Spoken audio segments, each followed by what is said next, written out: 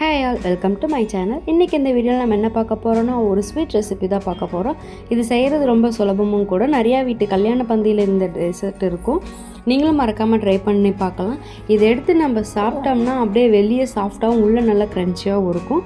நல்ல ஒரு டிஃப்ரெண்ட்டான டேஸ்ட்டு கொடுக்கும். மறக்காமல் நீங்களும் ட்ரை பண்ணி பாருங்கள். நம்ம சேனலில் என்ன நீங்கள் சப்ஸ்கிரைப் பண்ணாமல் பார்த்துட்ருக்கீங்கன்னா ப்ளீஸ் மறக்காமல் சப்ஸ்கிரைப் பண்ணிக்கோங்க. அப்படியே பக்கத்தில் இருக்க பெல் ஐக்கனை கிளிக் பண்ணிக்கோங்க. வாங்க இப்போ வீடியோக்குள்ளே போகலாம். நான் ஒரு பேன் எடுத்துக்கிட்டேன். இந்த பேனில் நான் இப்போ ஆயில் ஆட் பண்ணிக்கிறேன். இது 150 கிராம் ஆயில் இருக்கும். இப்போ இந்த ப்ரெட்டை இந்த மாதிரி 4 சைடும் கட் பண்ணிவிட்டு இந்த மாதிரி சின்ன சின்ன பீஸாக கட் பண்ணி எடுத்துருக்கேன். இதை ஒவ்வொன்றா போட்டு பொரிச்சிக்கலாம். லோ ஃப்ளேமில் இருக்கணும். அதே மாதிரி ஆயில் நல்லா சூடாகவும் இருக்கக்கூடாது.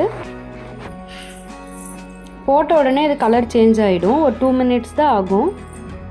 உடனே திருப்பி விட்டுடணும் நம்ம, இல்லைன்னா ரொம்ப கரிஞ்சு போயிடும்.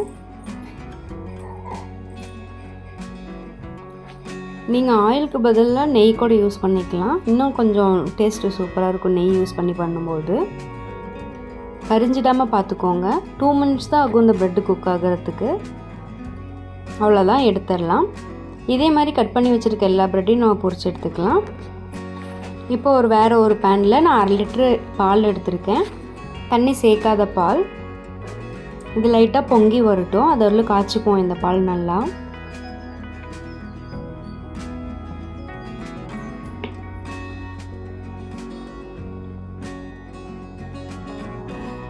இந்த பால் கொதிக்கிறப்போ சைடில் நம்ம அப்படியே இதுக்கு தேவையான ஒரு பொருள் நம்ம மிக்ஸ் பண்ணிக்கலாம். அதுக்கு காய்ச்சாத பச்சைப்பால் 1/4 டம்ளர் எடுத்துக்கலாம்.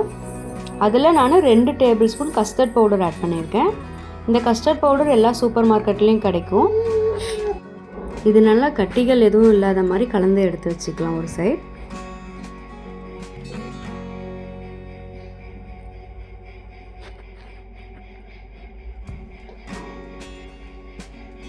இப்போ பால் லைட்டாக சூடாகி வருது. இதில் நான் 150 கிராம் அளவுக்கு நான் சர்க்கரை சேர்த்துக்கிறேன். உங்களுக்கு டேஸ்ட்டுக்கு ஏற்ற மாதிரி சேர்த்துக்கோங்க. சர்க்கரை சேர்த்துட்டு நல்லா மிக்ஸ் பண்ணிக்கோங்க.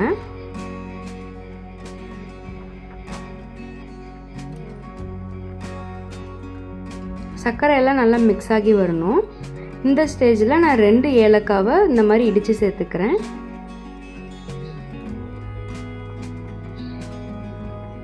பால் நல்லா கொதித்து வரட்டும். ஒரு 5 மினிட்ஸ் நல்லா கொதிக்க வைங்க. 5 மினிட்ஸ் நல்லா கொதிச்சதுக்கப்புறமேட்டு நம்ம மிக்ஸ் பண்ணி வச்சுருந்த கஸ்டர்ட் பவுடர் இருக்குல்ல, அதை இதில் ஆட் பண்ணிக்கலாம். நம்ம இந்த கஸ்டர்ட் பவுடர் சேர்த்த உடனே பால் நல்லா கெட்டியாகும். ஆனால் லோ ஃப்ளேமில் வச்சுட்டு நல்லா கைவிடாமல் மிக்ஸ் பண்ணி விடுங்க. இதை நம்ம ஒரு 3 to 5 மினிட்ஸ் நல்லா கொதிக்க வச்சு எடுத்துக்கலாம். லோ ஃப்ளேமில் வச்சே குக் பண்ணிக்கோங்க. கைவிடாமல் கிண்டிகிட்டே இருங்க. அவ்வளோதான், ரெடி ஆகிடுச்சு. இப்போ நம்ம இதெல்லாம் அசம்பிள் பண்ணிடலாம். கீழே இந்த மாதிரி ஒரு 5 ப்ரெட் ஸ்லைஸை வச்சுட்டு அதுக்கு மேலே நம்ம காய்ச்சின பால் ஆட் பண்ணிக்கலாம். இப்போ நான் ஊற்றுறது கண்டென்ஸ்டு மில்க். எல்லா சூப்பர் மார்க்கெட்லேயும் கிடைக்கும். அதை சேர்த்துட்டு கட் பண்ணி வச்சுருந்த பாதாம் முந்திரி நம்ம கொஞ்சம் சேர்த்துக்கலாம். அகெயின் அதே ப்ரொசீஜர் தான் நான் ஃபாலோ பண்ணுறேன். ஒன்று மேலே ஒன்று அடுக்கி வச்சுட்டு நம்ம காய்ச்சின கஸ்டர்ட் பவுடர் மில்க் இருக்குல்ல, அதை நம்ம ஆட் பண்ணிக்கலாம். இதுக்கப்புறமேட்டு கண்டென்ஸ் மில்க் கொஞ்சம் ஆட் பண்ணிக்கலாம். ஒரு 3 டேபிள் ஸ்பூன் பக்கம் ஆட் பண்ணிக்கலாம். இதே மாதிரி உங்கள்கிட்ட எத்தனை பிரெட் ஸ்லைஸ் இருக்கோ அது தீர்ற வரலும் இந்த மாதிரி மெத்தடை ஃபாலோ பண்ணுங்கள். அவ்வளோதான். இதுக்கு மேலே நம்ம கண்டென்ஸ் மில்க் சேர்த்து பாதாம் தூவி இறக்கணும்னா அவ்வளோதான். நம்ம இப்படியே கூட அதை சாப்பிட்லாம். நம்ம இன்னும் ஃப்ரிட்ஜில் வச்சு சாப்பிட்டோம்னா ஒரு 20 மினிட்ஸ் கழித்து எடுத்து சாப்பிட்டோம்னா இன்னும் டேஸ்ட்டாக இருக்கும். இந்த மாதிரி சிம்பிள் அண்ட் டேஸ்டான ரெசிபிஸ் உங்களுக்கு வேணும்னா மறக்காமல் நம்ம சேனலை ஃபாலோ பண்ணிக்கோங்க. தேங்க்ஸ் ஃபார் வாட்சிங். Stay tune.